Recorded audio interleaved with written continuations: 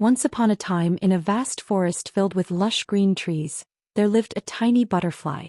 Her name was Mavis. Mavis was as graceful as her delicate wings and as light as a feather.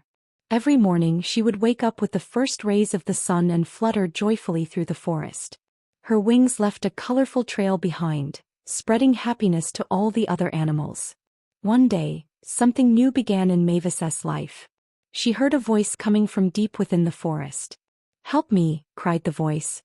Mavis decided to follow the sound immediately.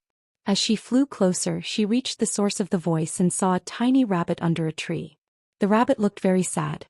Mavis approached him right away. "Hello. Would you like some help?" Mavis asked. The rabbit lifted his head, his eyes filled with tears. "I'm lost in the forest and don't know how to find my way home. Please help me," he said. Mavis smiled at the rabbit and said, "Don't worry. I can guide you.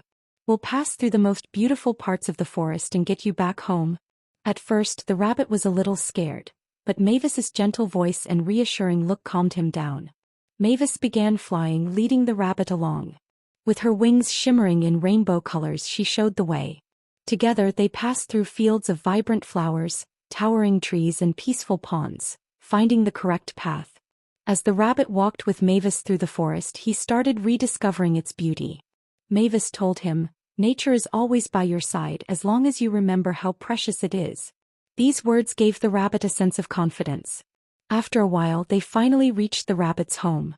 The rabbit was overjoyed to see it and thanked Mavis wholeheartedly. "I'm so lucky to have a friend like you," said the rabbit.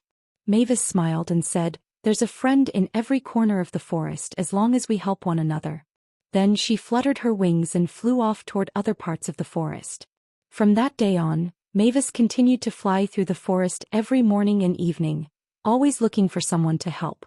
To her, the greatest joy was lending a helping hand to others.